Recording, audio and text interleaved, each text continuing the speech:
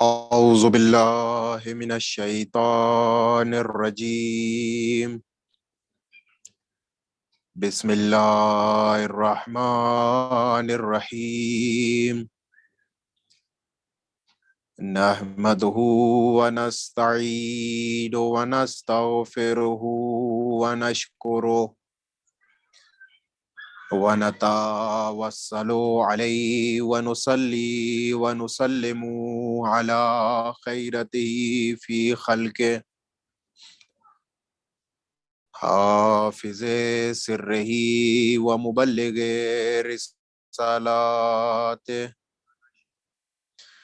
سیدنا و مولانا ابی القاسم محمد اللهم صل على محمد وآل محمد وأهل بيته الطيبين الطاهرين المعصومين المظلومين ولعنة الله على قوم الظالمين وغاصب حقوقهم ومنكر فضائلهم ومصائبهم. أما بعد، فقد قال الله تبارك وتعالى في المحكم كتابه والقرآن الحكيم وأصدق الصادقين وقوله الحق. بسم الله الرحمن الرحيم. قل لا أسألكم عليه أجرا إلا المودة في القربى. صلوات بھیجئے محمد وآل محمد. اللهم صل على محمد وآل محمد. ناظرین محترم، سامعین محترم، جیسا کہ آپ تمام احباب کے علم میں ہے کہ ہمارا موضوع جو قرآن اور امام حسین اور قرآن کے عنوان پر مسلسل چل رہا ہے، اور آج اس کی ہم تیسرے مرحلے میں وارد ہو گئے ہیں۔ کوشش پوری یہی ہے کہ آپ کے درمیان وہ معروضات، وہ باتیں، وہ بیانات کہ جو امام حسین علیہ السلام نے قرآن مجید کے متعلق یا قرآن مجید نے امام حسین علیہ السلام کے متعلق بیان کیے، وہ آپ تمام کے درمیان بیان کیے جا سکتے۔ اگر ایک قرآن ناطق ہے تو ایک قرآن صامت ہے، تو قرآن ناطق اور قرآن صامت کے درمیان نہ تو نتیجہ دینے میں اختلاف ہو سکتا ہے، نہ ہدف میں اختلاف ہو سکتا ہے، نہ نظریے میں اختلاف ہو سکتا ہے۔ کیوں؟ کیونکہ دونوں ہی پروردگار کی طرف سے انتخاب کیے ہوئے ہیں۔ اگر قرآن مجید کی طرف ہم نگاہ کریں گے تو قرآن مجید کیا ہے؟ آخر قرآن کس چیز کی طرف ہمیں ہدایت کر رہا ہے؟ قرآن ہمیں ہدایت کر رہا ہے راہ راست کی طرف۔ قرآن ہمیں ہدایت کر رہا ہے پروردگار کی راہ میں عبادت کے لیے۔ قرآن ہمیں ہدایت کر رہا ہے نماز کی طرف۔ قرآن ہمیں ہدایت کر رہا ہے روزے کی طرف۔ قرآن ہمیں ہدایت کر رہا ہے بہشت کی طرف۔ قرآن ہمیں ہدایت کر رہا ہے امر بالمعروف و نہی عن المنکر کے لیے۔ قرآن ہمیں ہدایت کر رہا ہے اطاعت خدا کے لیے۔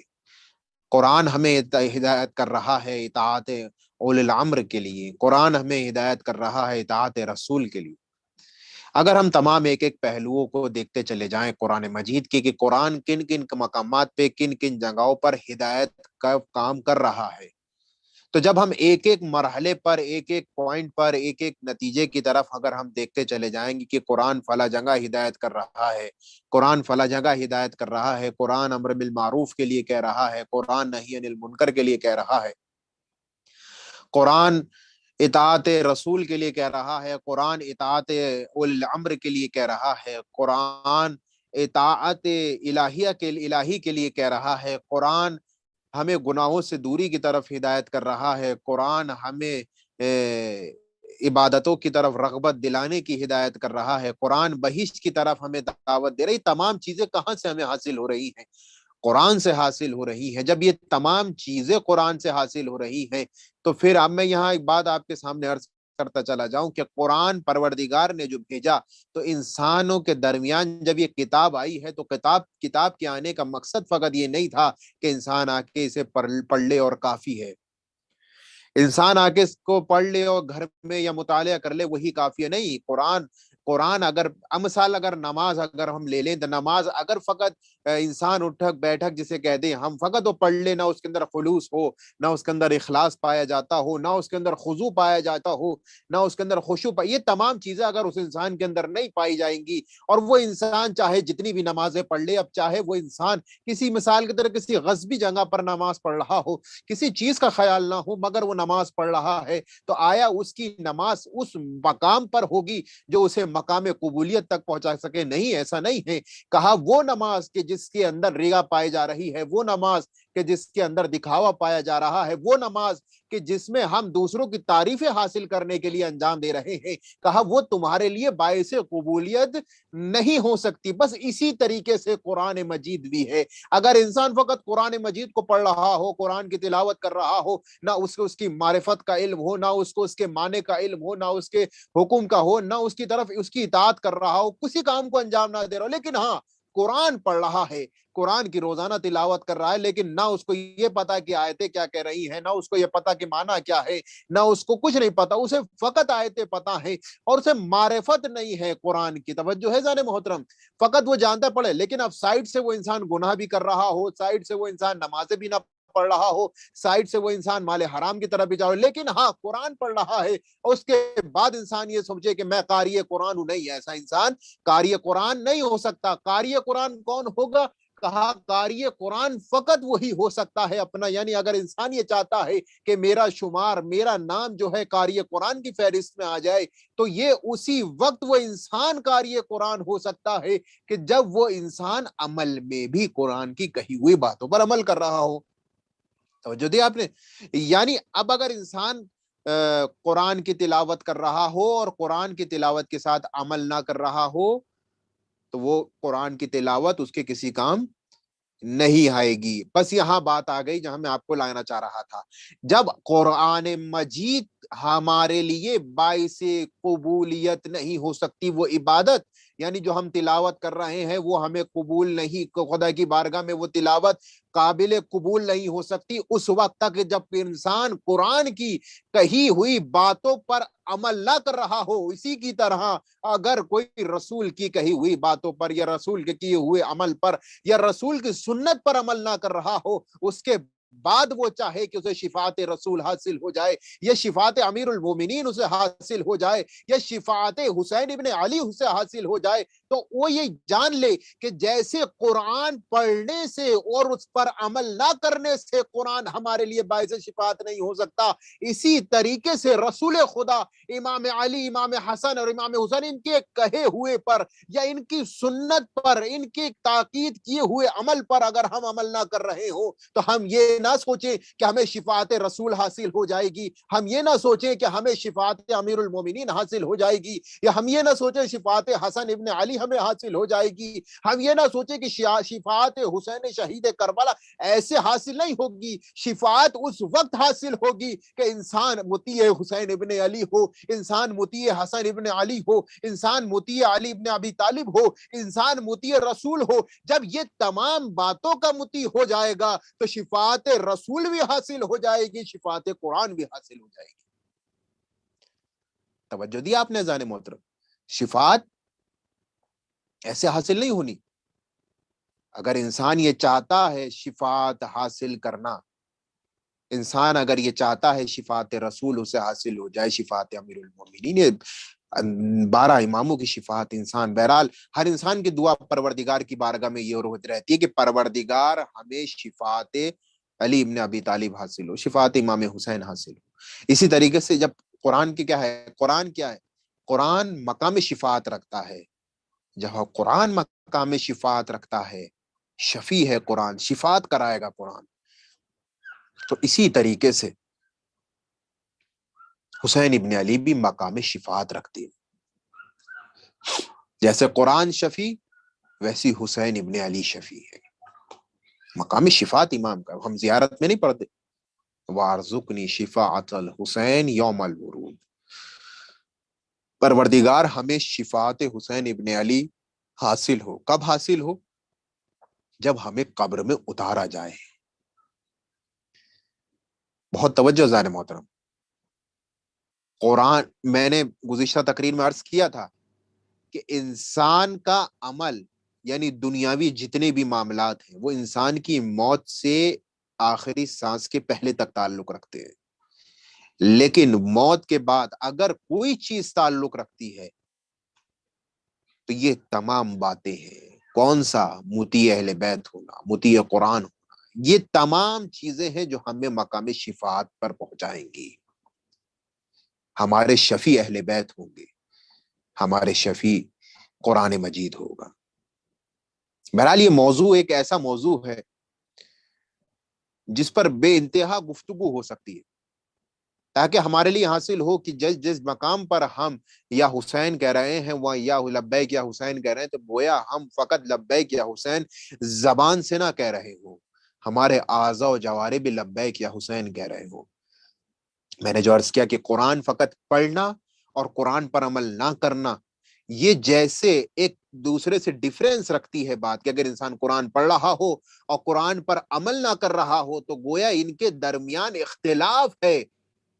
تو وہ اختلاف سبب کیا بن رہا ہے؟ وہ اختلاف سبب بن رہا ہے شفاعت قرآن سے دور ہونے کا. بہت توجہ زان محترم. جب انسان قرآن پڑھ رہا اور عمل نہ کر رہا ہو تو شفاعت قرآن سے دور ہو رہا ہے. بس اسی طریقے سے اگر کوئی انسان لبیک یا حسین کہہ رہا ہو، بہت بہت نقطہ اہم نقطہ ہے کہ اگر کوئی انسان لبیک یا حسین کہہ رہا ہو، نہ وہ اپنے اعضاء و جوارح سے لبیک کہہ رہا ہو، فقط زبان سے لبیک یا حسین کہہ دینا شفاعت حسین کی منزل پر نہیں پہنچا سکتی. شفاعت حسین تبھی حاصل ہوگی جب اس کے اعضاء و جوارح بھی لبیک یا حسین کہہ رہے ہو، جب اس کا سر بھی لبیک یا حسین کہہ رہا ہو، جب اس کی آنکھیں بھی لبیک یا حسین کہہ رہی ہو، جب اس کے ہاتھ بھی لبیک یا حسین کہہ رہے ہو، جب اس کا سینہ بھی لبیک یا حسین کہہ رہا ہو، جب اس کا دل بھی لبیک یا حسین کہہ رہا ہو، جب اس کے قدم بھی لبیک یا حسین کہہ رہے ہو، جب یہ تمام اس کے اعضاء و جوارح لبیک یا حسین کہہ رہے ہوں گے تب مقام شفاعت حسین ابن علی پر انسان پہنچے گا. بس یہ دونوں مقام ہے. جب قرآن شفاعت ہے تو حسین ابن علی بھی شفاعت رکھتے ہیں. وَارْزُقْنِی شفاعت الحسین یوم الورود. اذان محترم یہ اہم نقطے ہیں. میں تقریباً گزشتہ تقریر میں اس کے بارے میں عرض کر چکا ہوں کہ اگر قرآن مجید نور ہے تو حسین ابن علی بھی نور ہے. اگر قرآن مجید کے لیے موجود ہے کہ عروۃ الوثقی ہے، مضبوط رسی ہے، کہا گیا اس رسی کو تھام لو، تو بھائی اس رسی کو تھامنے کی وجہ کیا ہے؟ اس رسی کو تھامنے کی وجہ کیا؟ کہا اس وجہ سے تھام لو کہ یہ تمہارے لیے باعث بخشش بنے گی. بہت توجہ زان محترم. اگر اس رسی کو تھام رہے ہو تو اس رسی کو تھامو تاکہ تمہارے لیے باعث بخشش بن سکے، باعث نجات بن سکے. تو بس اسی مقام پر اگر ہم امام حسین کی طرف نگاہ کریں، اللہ اکبر، جب ہم اس مقام پر امام حسین علیہ السلام کی طرف نگاہ کریں گے تو امام حسین کے لیے ہمیں کیا نظر آئے گا کہ امام حسین ابن علی سفینۃ النجات ہے، مصباح الہدی ہے، سفینۃ النجات ہے. تو بس ہمارے لیے بھی تو ضروری ہے، جب وہ سفینہ نجات ہے، وہ کشتی ہے، وہ سفینہ ہے جو نجات کی طرف ہمیں لے کر جائے گا، تو ہمیں اس کشتی میں سوار ہونے کے لیے یہ وہی مقام آ گیا. میں عرض کر دوں یہاں پہ اشارتاً جو میں گزشتہ تقریر میں عرض کر چکا ہوں، جناب نوح کے لیے. جناب نوح نے کیا کیا تھا؟ جناب نوح نے کشتی بنائی تھی. توجہ ہے ذرا محترم. جناب نوح نے کشتی بنائی لیکن کشتی میں ہر کوئی سوار نہیں ہوا. کشتی جو بنی، ہم پڑھتے ہیں قرآن کے اندر پورا واقعہ موجود ہے. جناب نوح نے کشتی بنائی، لوگوں نے مسخرہ بھی کیا، لوگوں نے تانا بھی دیا کہ بھئی یہ خشکی کا ماحول ہے، خشکی کے ماحول میں تم کہاں سے کشتی بنانے آ گئے؟ یہاں تو ابھی کہیں دور دور تک پانی بھی موجود نہیں ہے اور تم نے کشتی بنانے کی آمادگی کر رہے ہو، تیاری کر رہے ہو. یہ کشتی کیوں بنا رہے ہو؟ بھئی یہاں کشتی بنانے کی ضرورت کیا ہے؟ ان کو آگے کا نہیں علم نہیں تھا، وہ علم کہ جو خدا کے مشخص بندوں کو ہوتا ہے وہ ہر کسی کو نہیں ہوتا، یہ فقط وہ علم معرفت الہی رکھنے والوں کو ہوتا ہے۔ اذان محترم، تو جب جناب نوح نے کشتی بنائی تھی تو کشتی بنانے کے بعد ہوا کیا تھا؟ کہا کشتی تو بنائی، اور کشتی بنانے کے بعد جناب نوح کے لوگ مسخرہ کرنے لگے، مذاق اڑانے لگے کہ بھائی نوح جو ہے کہ خشکی میں کیوں کشتی بنا رہے ہیں؟ اب جناب نوح کو ہم کیا کہتے ہیں؟ بھئی نوح جو ہے وہ جناب نوح کا اصلی نام تھوڑی ہے، وہ ایک لقب ہے جو جناب نوح کے لیے رکھا گیا کہ نوحہ کرنے والے، نوحہ کرتے تھے اس وجہ سے کہ 900 سے زیادہ سال جناب نوح نے اپنی امت کی تبلیغ کرنی چاہیے، ہدایت کے راستے پر ان کو لانا چاہا، لیکن وہ راستے پر نہیں آئے۔ توجہ ہے، وہ راستے پر نہیں آئے۔ اب ان کے راستے پر نہ آنا جناب نوح کو اذیت دیتا تھا، اسی وجہ سے نوح کا لقب دیا گیا۔ جو حقیقی نام تھا وہ تھا عبد الغفار، بعض جگہ پہ عبد الغفور بھی لکھا، لیکن عبد الغفار جو جناب نوح کا حقیقی نام تھا۔ نوح ایک لقب تھا جو دیا گیا تھا، کیونکہ نوحہ زیادہ کرتے تھے، اسی طریقے سے شباہت دی گئی۔ ہم پڑھتے کیا ہیں زیارت میں، زیارت وارثہ میں، السلام علیکہ یا وارثہ نوح النبی اللہ، اے نوح کے وارث تجھ پر ہمارا سلام ہو۔ توجہ ہے جان محترم، اے نوح کے وارث تجھ پر ہمارا سلام ہو۔ تو جب بات یہاں پر یہ آ گئی کہ جب جناب نوح نے کشتی بنائی اور کشتی بنا کر اس پہ سوار ہر کوئی نہ ہوا، یہاں تک کہ اولاد نوح بھی کشتی پر سوار نہ ہو پائی، زوجہ نوح بھی کشتی پر سوار نہ ہو پائیں۔ کیوں؟ کیونکہ معرفت نہیں تھی۔ توجہ چاہتا ہوں عزیزان محترم، جب جناب نوح نے کہا کہ دیکھو تم لوگ کشتی میں سوار ہو جاؤ، یہ کشتی تمہیں نجات کی منزل پر پہنچائے گی، اب ہر کوئی اس کشتی پہ آ کر سوار نہیں ہوا۔ بھئی کشتی پر انسان ہر کوئی بھاگ رہا تھا، کوئی دوڑ رہا تھا، یہاں تک کہ لکھا ہے کہ کوئی پہاڑوں پر، کہ ہم پہاڑوں پر چڑھ جائیں گے اور ہم اس کشتی پر نہیں سوار ہوں گے۔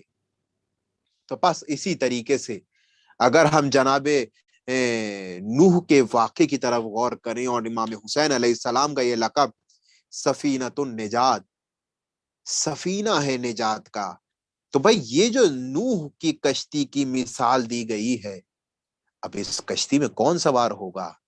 آیا ہر کوئی اس کشتی میں سوار ہو جائے گا، یا کوئی خاص لوگ ہوں گے جو حسین ابن علی کی کشتی نجات پر سوار ہوں گے؟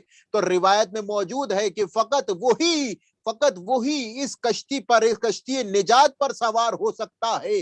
جیسے نوح سے معرفت رکھنے والوں نے وہ نوح کے کہنے پر نوح کی کشتی پر سوار ہو کر معرفت نوح کا نشان اپنے آگے دکھا دیا کہ دیکھو ہمارے ہاتھ میں پرچم ہے، اس پرچم کا نام ہے نوح کا پرچم۔ یہ نتیجہ یعنی یہ ملا کہ دیکھو جس طریقے سے جناب نوح کے کہنے پر، انہوں نے نوح کے کہنے پر عمل کر کے اپنے لیے نجات کا وسیلہ بنا لیا، بس ہمارے لیے بھی ضروری ہو جاتا ہے کہ ہم چاہتے ہیں کہ ہم اس کشتی پر سوار ہو جائیں کہ جو نوح کی کشتی ہے، جو مثل نوح کی کشتی ہے، جو نجات دلانے کی کشتی ہے۔ تو یہ اسی وقت ہو سکتا ہے جب ہم اپنے تمام اعضاء و جوارح سے لبیک یا حسین کی صدائے بلند کریں گے۔ اذان محترم، قرآن مجید اور امام حسین کا یہ جو موضوع ہے اسی وجہ سے ہے۔ اگر قرآن کے ایک ایک واقعے کو اگر ہم دیکھتے چلے جائیں، قرآن کی ایک ایک آیت پہ ہم نگاہ رکھتے چلے جائیں، بہت اہم نقطہ عرض کرنا چاہتا ہوں، قرآن کی ایک ایک آیت پر ہم نگاہ کرتے چلے جائیں، قرآن کی، میں نے عرض کیا تھا کہ کربلا کی معرفت حاصل ہی نہیں ہو سکتی اس انسان کو جب تک وہ اس کے وجود میں قرآن نہ ہو۔ اگر وجود میں قرآن نہیں ہے تو معرفت کربلا حاصل نہیں ہو سکتی، کیونکہ معرفت کربلا فقط اسی وقت حاصل ہوگی کہ جب وجود میں قرآن ہو۔ قرآن مجید کو اور جناب امام حسین کے اگر ہم برابر میں رکھ کے دیکھیں تو ہم ایک نتیجے پر پہنچیں گے کہ قرآن کس چیز کا پیغام دے رہا ہے؟ مثال اگر میں ایک لوں قرآن کے اندر سے، جناب یوسف کا واقعہ، سورہ یوسف، کیا کہا گیا کہ سورہ یوسف قصص القرآن ہے، خوبصورت ترین واقعہ ہے۔ لیکن اگر ہم تاریخ کا مطالعہ کریں اور تاریخ میں دیکھیں تو ہم یہاں دیکھیں گے کہ جس طریقے سے یوسف کا واقعہ کربلا، جس طریقے سے قرآن کے اندر جناب یوسف کا واقعہ قصص القرآن کہلایا جا سکتا ہے، خوبصورت ترین قصہ قرآن کا، تو روایتوں میں موجود ہے کہ وہ شباہت جو یوسف کے ساتھ تھی وہی امام حسین علیہ السلام کے ساتھ ہے۔ اگر سورہ یوسف میں حسن ہے تو کربلا میں بھی حسن ہے، اگر سورہ یوسف میں اطاعت الہی ہے تو کربلا میں بھی اطاعت الہی ہے، اگر سورہ یوسف میں غم ہے تو کربلا میں بھی غم ہے، اگر سورہ یوسف میں اشک کا ذکر ہے تو کربلا میں بھی اشک ہے۔ یعنی یہ کہہ دینا غلط نہ ہوگا کہ اگر قرآن مجید کربلا کا واقعے کے بعد نازل ہوتا تو یقین جانے کہ قصص القرآن کربلا ہی کا واقعہ ہو جاتا۔ توجہ دیا محترم آپ نے؟ یعنی اہمیت کا جو حامل ہے، اہمیت کا جو مقام رکھتا ہے، وہ فقط اور فقط انسان کی معرفت کا درجہ ہے۔ امام حسین علیہ السلام کا میں نے عرض کیا کہ اگر جس طریقے سے اگر ہم امام کی زندگی کو دیکھتے چلے جائیں، چاہے امام کے اقوال میں دیکھیں، امام نے بارہا قرآن کا ذکر کیا، امام نے بارہا مقام اور مرتبے قرآن کا ذکر کیا۔ یہ مرتبے کا بتانا، یہ قرآن کی اہمیت کا لوگوں کے سامنے واضح اور آشکار کرنے کا سبب کیا تھا، ریزن کیا تھا، وجہ کیا تھی؟ وجہ اور ریزن یہی تھی کہ انسان کو معرفت حاصل ہو جائے۔ امام نے فرمایا، روایت میں موجود ہے، قرآن کے ذیل میں امام حسین علیہ السلام ارشاد فرماتے ہیں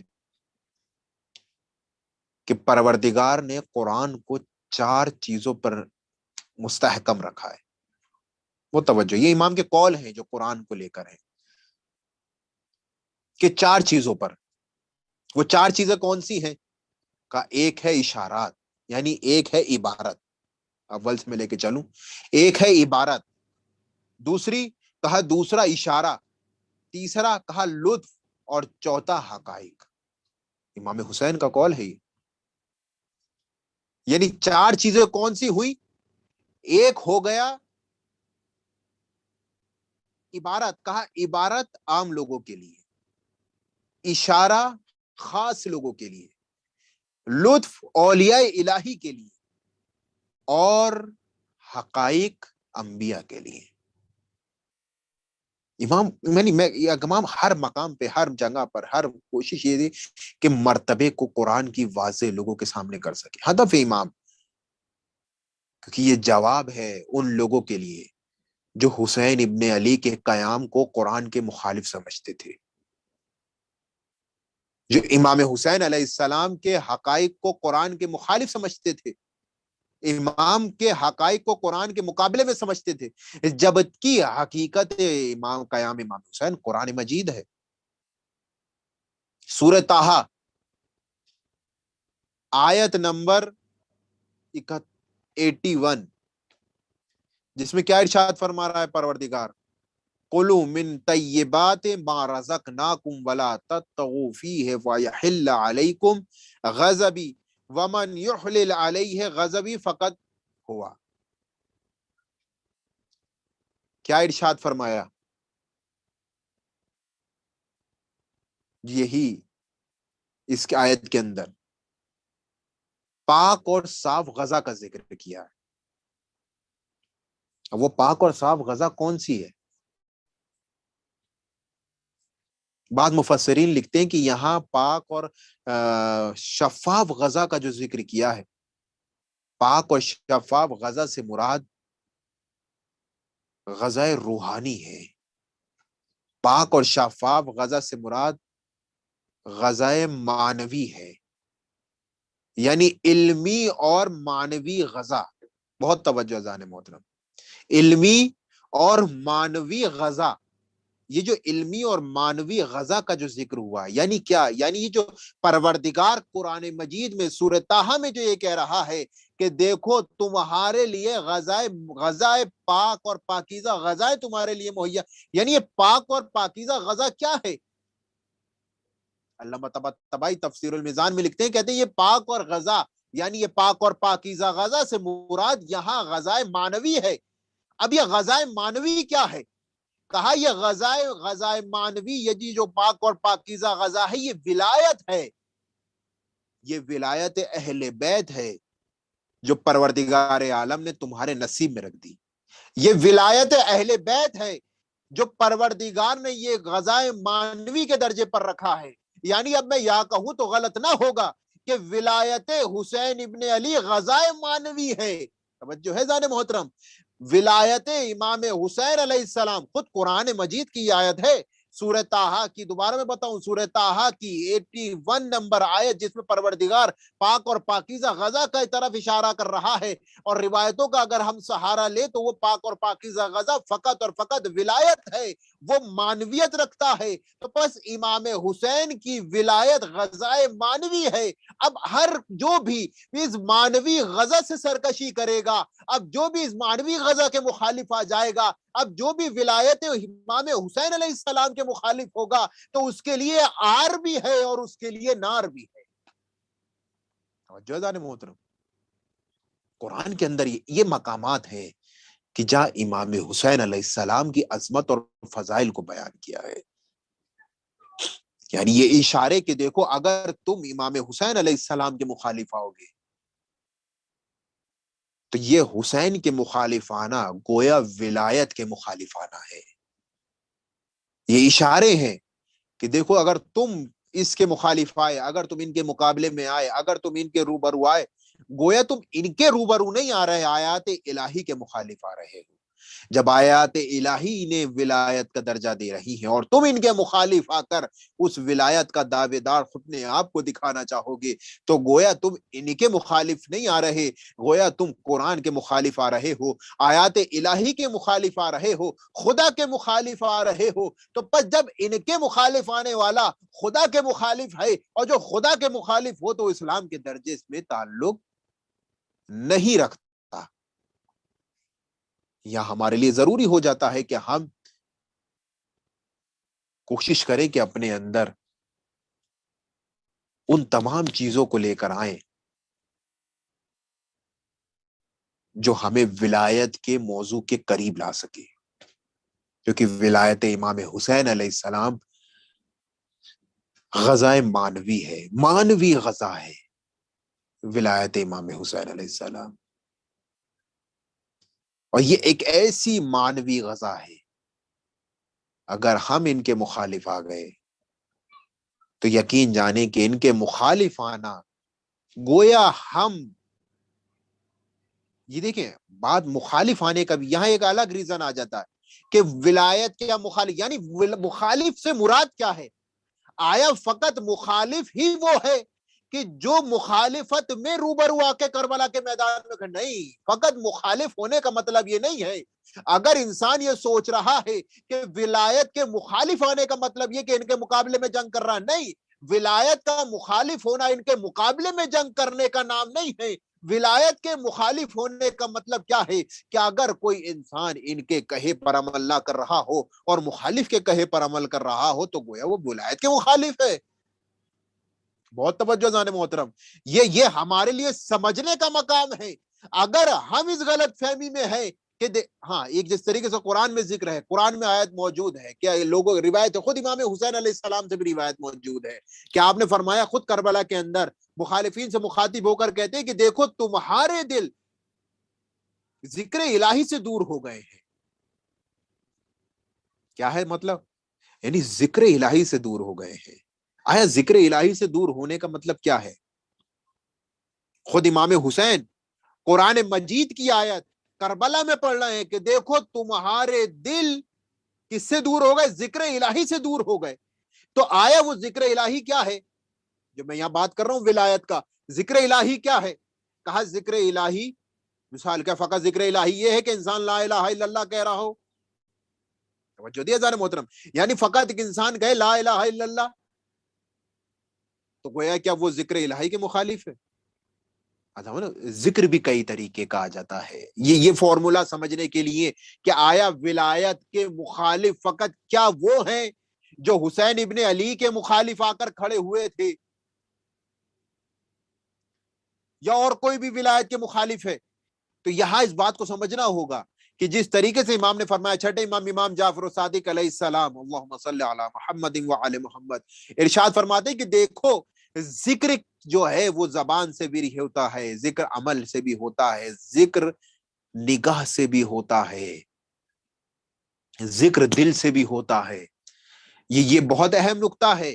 یعنی اگر کوئی انسان فقط زبان سے لا الہ الا اللہ کہہ رہا ہو مگر اس کے اعضاء و جوارح لا الہ الا اللہ پر قدم نہ رکھ رہے ہو، اس کا دل لا الہ الا اللہ پر نہ ہو، تو اس کی زبان سے لا الہ الا اللہ کہنا اسے کہ کسی کام نہیں آ سکتا. بس اسی طریقے سے اگر ہم یہ چاہتے ہیں کہ ولایت حسین ابن علی ہمارے اندر ہے یا نہیں، تو ہم یہ دیکھنا ہوگا کہ آیا یہ ولایت فقط ہم یہ نہ دیکھیں کہ ہم جنگ کے میدان میں ہے یا جنگ نہیں، آج بھی ہمیں یہ دیکھنا ہوگا کہ آیا ہمارا عمل ولایت پر ہے بھی یا نہیں ہے. اگر ولایت پر نہیں ہے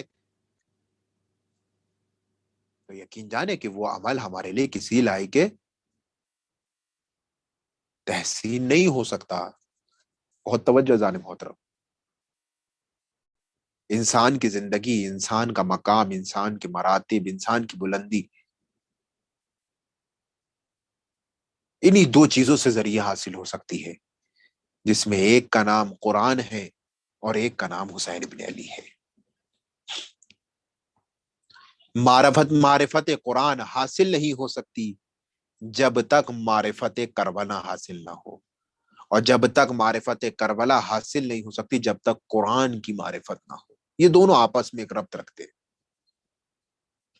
میں واقعا یہ ایک نصیحت بھی کروں گا کہ آپ لوگوں کے درمیان کہ ہمیں کوشش یہ کرنی چاہیے کہ جب بھی ہم کربلا کا واقعہ پڑھیں یا جب بھی ہم قرآن پڑھیں، خود ایک ایک مقام پر ہم دیکھتے چلے جائیں کہ کیا کیا یہ مقام اس میں موجود تھے یا نہیں ہے. یعنی وہ چیزیں کربلا کے اندر موجود ہیں یا نہیں ہے، یہ مقام کربلا میں موجود ہے یا نہیں ہے.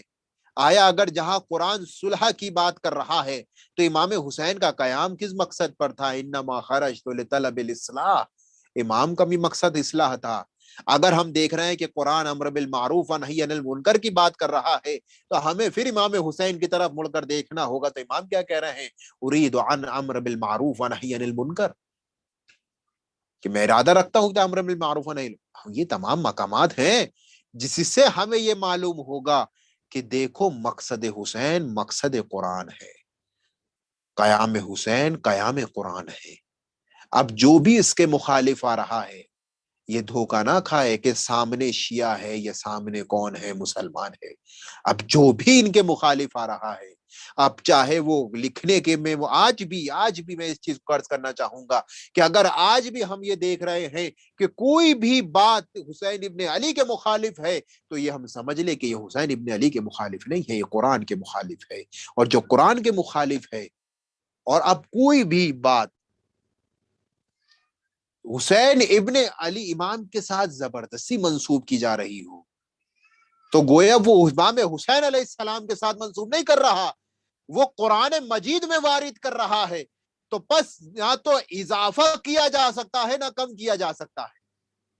جس طریقے سے قرآن میں نہ ذرہ برابر کا اضافہ ہو سکتا ہے نہ ذرہ برابر کی کمی ہو سکتی ہے، اسی طریقے سے مقام حسین ابن علی میں نہ ذرہ برابر ہم کوئی چیز کا اضافہ کر سکتے ہیں نہ کمی کر سکتے. کیوں؟ میں نے عرض کیا اس وجہ سے کہ اگر ایک قرآن صامت ہے تو ایک قرآن ناطق ہے. تو جس طریقے سے قرآن صامت اور قرآن ناطق کے درمیان اختلاف نہیں ہو سکتا تو سوال ہی نہیں بنتا کہ ان کے مخالف بھی کوئی عمل ہو. بہت توجہ ظالم محترم. بہرحال ہمیں ضروری ہے، ہمیں چاہیے کہ ہم وہ عمل کریں کہ جو ہمیں قرآن کی طرف لے کر جائے، وہ عمل کرے کہ جو ہمیں رغبت دے.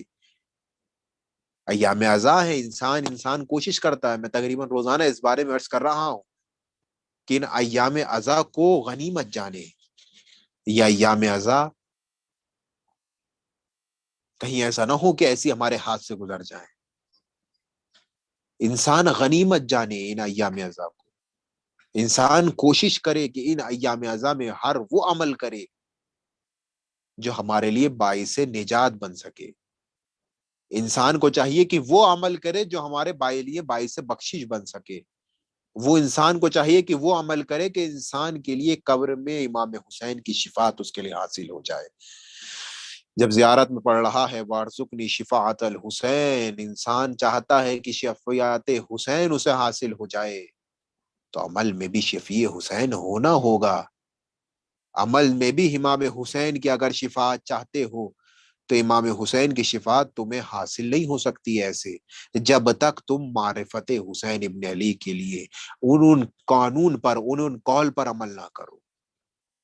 یہ عزاداری کا مرحلہ، یہ عزاداری جو آ رہی ہے، یہ عزاداری جو چل رہی ہے، میں خصوصاً اس چیز کو کہنا چاہوں گا اور مسلسل کہتا ہوں کہ انسان کو چاہیے کہ عزاداری میں جتنا ہو سکے آگے بڑھے. کہیں ایسا نہ ہو کہ کنہیں غلط ہاتھوں میں یہ عزاداری چلی جائے. عزاداری عبادت ہے تو کوشش یہ کرو کہ عزاداری کو اپنے نفس میں حصہ بنا کے رکھو، عزاداری کو اپنے سے جوڑ کر رکھو. تو میرا خود یہ اکثر پیغام بھی رہتا ہے، اکثر اس بات کو میں کہتا ہوں کہ ہمیں چاہیے کہ عزاداری کو نوجوانوں کے ہاتھ میں دو. میں بزرگوں سے اس بات کو کہنا چاہتا ہوں کہ بزرگوں کو چاہیے کہ عزاداری کو نوجوانوں کے ہاتھ میں دے. کیوں؟ تاکہ وہ جذبہ نسل بہ نسل بڑھتا چلا جائے. کہیں ایسا نہ ہو کہ یہ سلسلہ جو ہے وہ کمی کی طرف جائے، بلکہ یہ سلسلہ آگے بڑھنا چاہیے. وہ آگے اس وقت تک نہیں بڑھ سکتا جب تک ہماری نسلیں بھی عزاداری میں وہ حصہ نہ بنا لے جو ہمارے بزرگوں نے یہ امانت ہم تک پہنچائی ہے. عزاداری بھی خود اگر مثلاً آپ قرآن میں دیکھیں، اکثر کہتے ہیں عزاداری قرآن میں کہاں ہے، کن کن مقامات پہ دکھائی جائے کہ عزاداری کہاں ہے.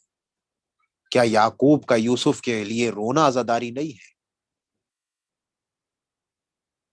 کیا جناب صالح کا اپنی اونٹنی کے لیے، یہ جتنے بھی بہرحال میں کتنے واقعات بتاؤں،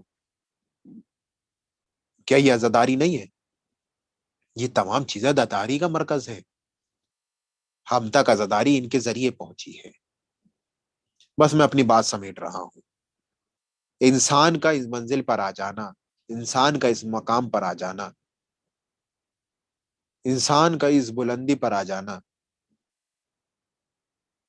جو کہ سبب بنتا ہے انسان کو اصلی آزمائش کا. اگر انسان ایک بلند مقام پر پہنچ جائے اور آزمائش اس کی نہ ہو، ایسا ممکن نہیں ہے. آج کے دور میں انسان ایک ذرہ ذرہ سی مشکل سے اپنے آپ کو سخت دیکھنے لگتا ہے کہ میرے ساتھ امتحان ہو رہا ہے، میرا امتحان ہو رہا ہے. یہ بہت اہم نکتہ ہے، میں بہرحال یہ عرض کر دوں. انسان ایک چھوٹی چھوٹی مشکل سے بھی انسان یہ سوچتا ہے کہ میرا امتحان ہو رہا ہے. اگر کوئی انسان بے روزگار ہے، روزی نہیں مل رہی، تو کہتا میرے اوپر خدا کی نگاہ نہیں ہے. کوئی انسان بے اولاد ہے، اولاد نہیں ہو رہی کہ پروردگار کی مجھ پہ نہیں ہے، انسان فوراً اس بات کو بول دیتا ہے. ذرا محترم، یہ ایک آزمائش ہے، ایک امتحان ہے. ہر کسی کا امتحان کئی کئی طریقوں سے ہوتا ہے.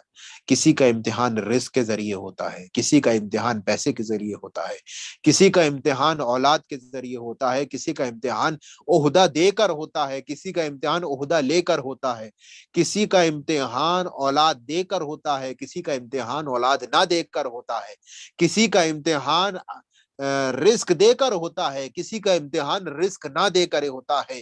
تو بس ہمارا امتحان ہے. بس جس جگہ پر انسان جو بھی ہو رہا ہو اس کو امتحان سمجھو اور خدا کی بارگاہ میں شکر ادا کرو کہ پروردگار نے تمہیں لائق امتحان سمجھا. تم پر نگاہ ہے جب ہی تمہارا امتحان ہو رہا ہے. اگر خدا نخواستہ خدا کی نگاہ تم پر سے ہٹ جائے، تو اگر خدا کی نگاہ ہٹ جائے تو کیا نعمتیں، کیا انسان کی آسائش، کیا انسان کی شفاعت، کیا انسان کا قبر میں جانا، کیا انسان کا خدا کے سامنے حاضر ہونا کسی کام کا نہیں. اگر امتحان ہو رہا خدا کی بارگاہ میں اس کا شکر ادا کریں. بس میں نے اپنی بات کو تمام کی. پروردگار کی بارگاہ میں دعا گو ہوں کہ پروردگار عالم ہمیں توفیق دے کہ ہم زیادہ سے زیادہ ذکر حسین کر سکیں۔ پروردگار عالم ہمیں توفیق دے کہ ہم زیادہ سے زیادہ ذکر الہی کر سکے، اور ذکر الہی فقط زبان سے نہ ہو، عمل سے بھی ہم ذکر الہی کر سکے۔ ہمارے امام کے ظہور میں تعجیل عطا فرما، اور ان کے لشکر میں ہونے کا شرف حاصل فرما۔ والسلام علیکم ورحمۃ اللہ وبرکاتہ۔